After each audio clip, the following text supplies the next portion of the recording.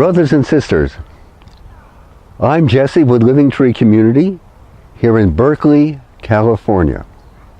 We're in the midst of one of the world's wonders, the edible schoolyard at Martin Luther King High School here in Berkeley. The great university is only some blocks away. Over 40,000 faculty and students are there. 25 Nobel Prize winners have taught there. This is a great center of learning. So let's learn. Let's learn.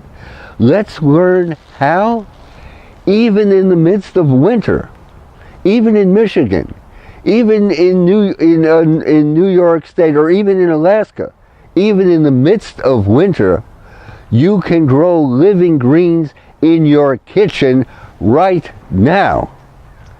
How do we go about doing it? It's easy and it's fun. Here I have a tray of arugula. Arugulas of the mustard family. It's a magnificent salad green. It's vivacious, it's refreshing.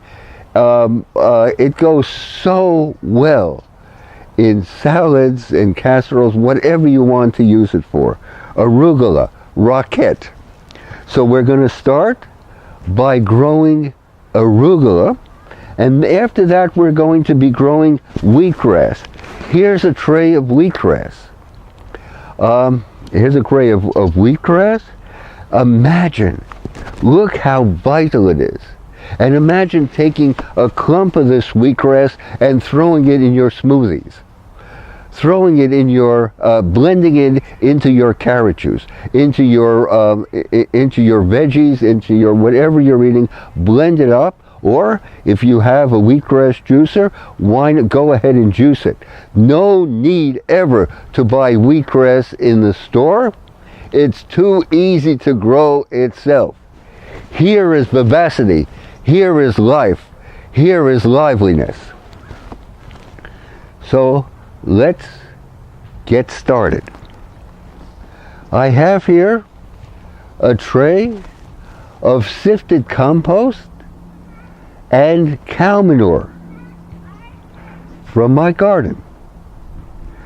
And what I'm going to do is to broadcast the arugula seeds over the sifted soil. And here we go.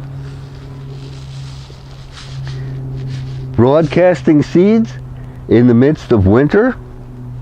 Let's get a nice layer. Let's broadcast them evenly. And let's broadcast them with love and devotion. With love and devotion. Thinking about Abraham Lincoln, who said, with malice towards none. Thinking about Abraham Lincoln, who prophesied a new birth of freedom. So here we've broadcast the arugula seeds over the tray, and now when I get home, I'm going to water the flat and put it in a plastic bag, enclose it in a plastic bag so it will stay moist. And then every morning I'll take it out of the plastic bag, water it again, and put it back in the plastic bag. And I'll do that for around 3 or 4 days until the arugula germinates. It's a powerful germinator. And as soon as the shoots come up, I'll put it in a south-facing window, perhaps in my kitchen, a window that gets full sun from the full western sun. And then in a couple weeks or so, I will have this, a tray of vivacity. Tray of vivacity. So now I'm going to go ahead and to plant the wheatgrass. Once again, sifted compost and cow manure from my garden. And even if you're not into cow's milk or whatever, that's fine. As the biodynamic people tell us, even if you're not using the cow in any way, you have a cow on your farm, or if you just have a garden, then you purchase cow manure because the soil needs the animal essence.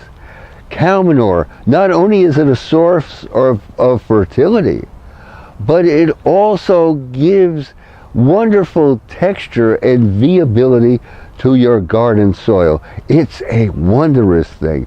It is a magnificent gift. Cow manure is gold. So here on my mixture of sifted compost and cow manure, I'm going to put wheat berries that I've sprouted. How do I go about sprouting wheat berries? I soak them overnight, and the next day I rinse them. I pour off the soak water and I rinse them. And I do that the next evening, soak them, just rinse them with water the next evening. And the next evening, and the next morning after that, and the next morning, evening after that, maybe for as many as 2 or 3 days, until the wheat berries germinate. And when they germinate, they're ready for sowing in your tray or flat. So here I'm going to broadcast them over the surface of the soil, broadcasting them.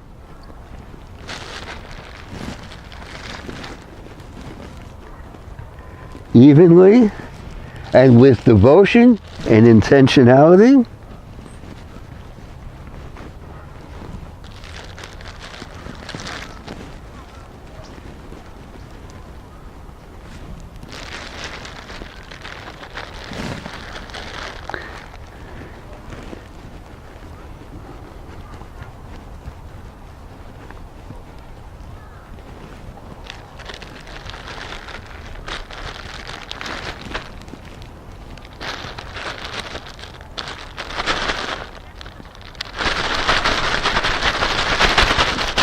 There, we've done it.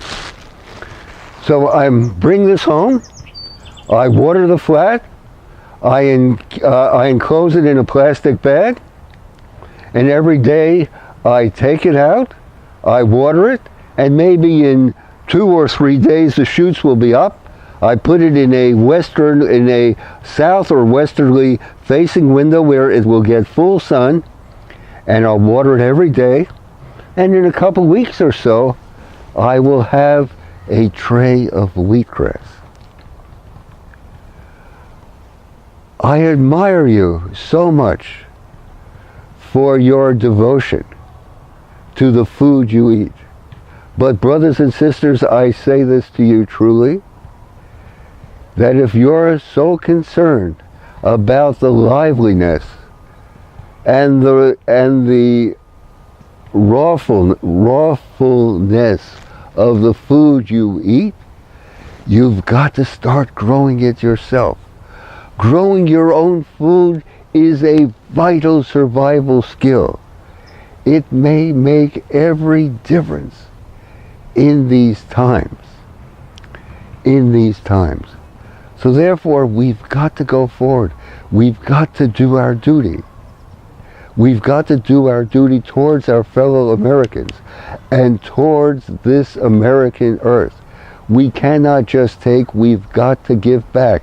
We've got to restore vitality and vivacity to this American earth. So, brothers and sisters, let us go forward towards more and more aliveness. Thank you indeed. A pleasure speaking with you. We welcome your comments and suggestions. Let's go forward, my friends, and thank you.